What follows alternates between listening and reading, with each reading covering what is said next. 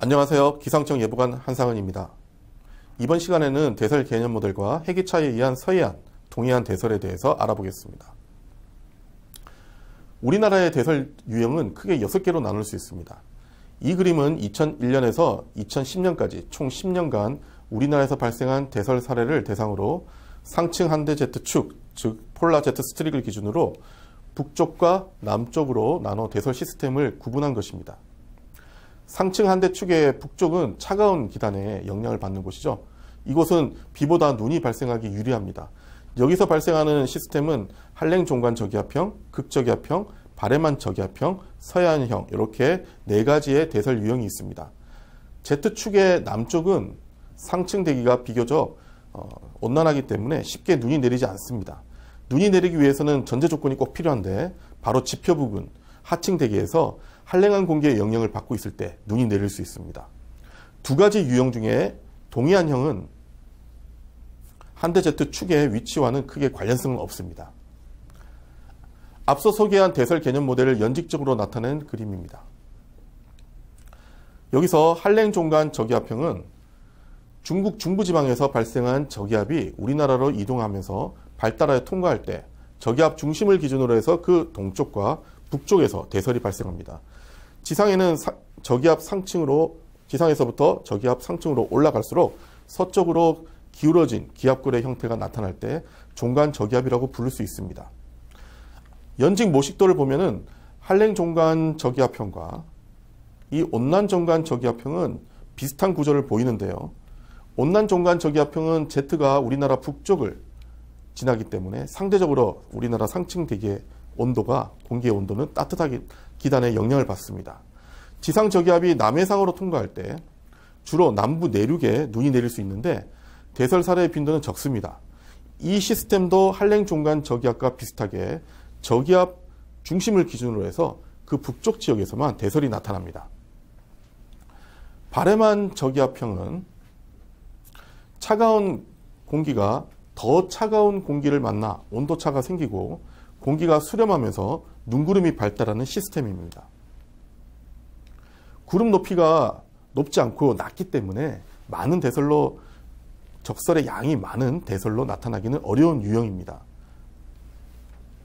다음으로 이제 극저기압형이 있는데요. 이 극저기압형은 고도 약 5km 부근인 500헥토파스칼 고도의 전리저기압 혹은 또 발달한 기압골이 존재할 때 그 저기압 중심 내부에서 발생합니다. 상층의 가장 차가운 공기 중심에서 발생하는 시스템이기 때문에 겨울철 대설 유형 중에 가장 대기가 불안정합니다. 겨울철 가장 지표 부근의 기온이 높은 동해상에서 불안정이 크기 때문에 발생하기 쉽고 동해안에 폭설을 발생시키는 대표적인 유형이라고 할 수 있습니다. 다음으로 서해안형이 있는데요. 이 서해안형은 한기가 남하하여 상대적으로 따뜻한 서해상에서 해수면 온도와 대기의 기온 차이인 해기차로 인해서 눈구름이 만들어져 주로 전라도 지역에 많은 눈을 발생시키는 유형입니다. 상층에서 무겁고 찬 공기가 지나가면서 하강기를 형성하기 때문에 눈구름이 높게 발달하지는 못하지만은 지속 시간이 길어서 대설 발생 횟수가 가장 많습니다. 그림에서 보시는 이제 동해안형은 찬 공기가 중국 북동부에서 우리나라 쪽으로 개마고원과 백두산 등 고도가 높은 지역을 우회해서 들어와 북동기류가 동해안으로 유입될 때 나타납니다. 동해상의 수온은 서해상의 수온보다 높기 때문에 한기가 강하게 유입될 경우에 서해안형보다 해기차가 커져서 더 많은 눈이 내릴 수 있습니다. 또한 동해안형은 태백산맥이 해안 근처에 위치하기 때문에 북동풍이 산맥과 부딪힐 경우에 상승운동이 더 활발하게 나타나 눈구름이 높게 발달하여 폭설이 나타나기도 합니다. 이상 소개한 대설 개념 모델 중에서 서해안형과 동해안형에 대해서 좀 더 깊이 알아보도록 하겠습니다. 지상의 일기 배치가 우리나라를 기준으로 해서 서쪽의 고기압, 동쪽의 저기압이 되면은 서고 동저형의 기압 배치라고 말씀드릴 수 있는데요. 서해안을 중심으로 많은 눈이 내릴 수가 있고 다음으로 북고 남저형의 기압 배치에서는 동해안형의 대설이 나타납니다. 서해안형은 우리가 잘 알고 있는 매우 차가운 시베리아 기단이 시베리아에서부터 우리나라 쪽으로 이렇게 쭉 확장할 때 발생합니다. 이때 대기의 기온과 해수면 온도 차이인 해기 차이에 의해서 눈구름이 이 그림과 같이 만들어집니다. 고도 약 1.5km, 약 850헥토파스칼 고도의 기온과 해수면 온도 차이가 15도 이상이면은 눈구름이 발생할 수가 있고요. 그 다음에 20도 이상 벌어지게 되면은 대설을 발생시킬 수 있는 다소 발달한 눈구름이 만들어집니다. 이 눈구름이 북서풍을 타고 이렇게 충남 서해안과 전라도 지역으로 유입되면서 대설을 발생시키는데 우리나라의 강설 빈도 중에서 가장 많은 부분을 차지하는 유형입니다. 이 눈구름은 상층 대기에 하강 기류와 찬 공기에 의해서 높게 발달하기가 어렵습니다. 대부분의 눈구름대는 고도 약 2km 내외까지 발달하기 때문에 전라도와 경상도 경계에 위치한 이 소백산맥을 기준으로 해서 전라도와 경상도의 날씨가 달라지게 되는데 이 눈구름대는 소백산맥을 넘어서 경상도로 유입되기 어렵습니다. 이로 인하여 경상도에는 전라도에는 대설이 나타날 때 경상도에는 맑은 날씨를 보이는 경우도 있습니다. 서해안형 대설의 원리에 대해서 자세히 한번 알아보겠습니다. 중국 내륙의 차가운 공기가 이렇게 서해를 통해서 우리나라로 유입되고 있습니다. 이때 상층에서도 찬 공기가 이렇게 지나가고 있습니다. 얼지 않고 영상의 수온을 유지하는 서해상으로 매우 차가운 공기가 유입되면은 해수면 바로 위의 공기는 온도가 높고 그 위에 있는 공기는 온도가 낮기 때문에 대기가 불안정해집니다. 따뜻한 해수면 공기가 상승하여 구름을 만들게 되는데 이렇게 일정 부분 상승하다가 고도 약 2km 이상 고도에서 찬 공기, 즉 무거운 공기에 의해서 더 상승은 어렵게 만듭니다. 우리가 흔히 가을날 아침에 강이나 호숫가에서 자주 보는 증발한개, 즉 증기무와 유사한 원리라고 이해하시면 될 것 같습니다. 다음으로 동해안형은 상층 한대제트가 우리나라 부근에 위치하지만은 지상 부근의 낮은 층 대기로는 반드시 차가운 공기가 동해상에 이렇게 위치하여 해기 차이에 의해서 눈구름이 만들어져 동풍을 타고 유입될 때 발생하는 대설 유형입니다. 연해주 부근에 약 500헥토파스칼 부근 고도의 저기압이 정체되어 있을 때 그 후면, 즉 중국 북동부 지역에서 공기가 하강하면서 고기압이 만들어집니다. 그래서 중국 북동부 지역에 고기압이 발달하고 동해상으로 부풍 기류가 유입됩니다. 이 북한에 위치한 높은 산지가 있는 개마고원은 이 북풍을 막기 때문에 우회에서 기류가 동해상으로 유입됩니다. 전반적인 기압 패턴은 동풍이 불기 어려운 형태라 하더라도 동풍이 동해안으로 유입되는 이유이기도 합니다. 서해안형과 그 발생 원인은 비슷한데 겨울철 동해상의 이 표면 수온은 서해상보다 높기 때문에 더 발달한 눈구름이 만들어질 수 있습니다.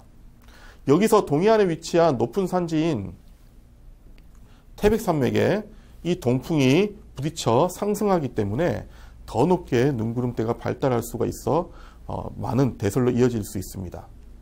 앞서 말씀드린 대로 동풍이 불기 어려운데 동풍이 부는 이유는 이 그림과 같이 우리나라 북쪽으로 높은 백두산과 이렇게 넓은 개마고원이 위치하고 있습니다. 중국 북동부에 위치해 있는 이 고기압이 발달할 때 바람이 백두산과 개마고원 위로 지나가지 못하고 우회에서 동해상으로 들어가게 됩니다. 이로 인해서 기압계가 북고 남저형의 기압 패턴이 나타나면 동해안으로 북동기류가 강화됩니다. 이때 상층 패턴은 그림과 같이 기압골은 동해상이나 연해주에 위치하고 중국 북부나 북한으로는 기류가 합류하는 형태를 보이게 됩니다. 즉 합류하는 형태에서 강풍을 타고 많은 공기가 좁은 통로를 지나가게 되면은 그 상층 대기에서 공기를 모두 수용하기 어렵기 때문에 그림과 같이 하강하는 운동이 발생해서 중국 북동부에 고기압을 발달시키게 됩니다.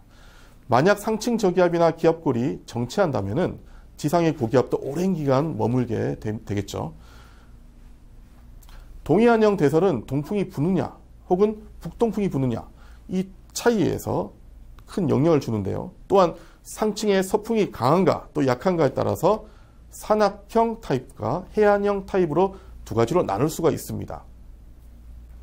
동해안에서 바람이 지형과 직각을 이룰 정도의 동풍이 강하게 불고 상층의 서풍이 약할 때 이 그림과 같이 산을 넘어가는 상승하는 그 기류가 발생하기 쉽습니다. 이를 산악형 대설 타입이라고 부를 수 있습니다. 눈구름이 높게 발달하기 때문에 동해안 폭설의 대표적인 형태라고 할 수 있는데 이때 눈구름의 높이는 고도 약 3km 이상까지도 발달하곤 합니다. 이런 산악형 대설 타입은 강원 산간 또 동해안 지역 외에도 강원 영서 지역에도 많은 눈이 내리게 됩니다.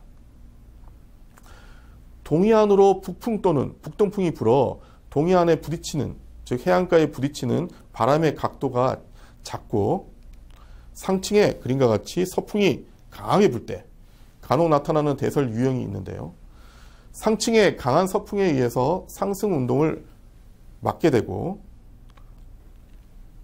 산을 타고 올라가는 공기의 속도도 작기 때문에 산 정상 부근까지 눈구름대가 발달하기 쉽지 않습니다. 주로 동해안에만 눈이 이제 내리게 되고 산간지방에는 눈이 거의 오지 않는 경우도 있습니다. 특히 동해안형은 눈이 내릴지 날씨가 좋을지도 상당히 결정하기가 어렵습니다. 왜냐하면 겨울철 육지는 냉각되어서 일반적으로 바다로 부는 육풍이 우세하기 때문에 동해상에 위치한 북동풍이 쉽게 해안가로 밀려서 들어오지 못합니다. 따라서 동해안으로만 내리는 눈 예보는 산악형 대설 타입보다는 예보하기가 매우 어렵다고 할 수 있습니다. 지금까지 대설 개념 모델과 해기차에 의한 서해안과 동해안 대설에 대해서 알아보았습니다. 여러분 수고하셨습니다.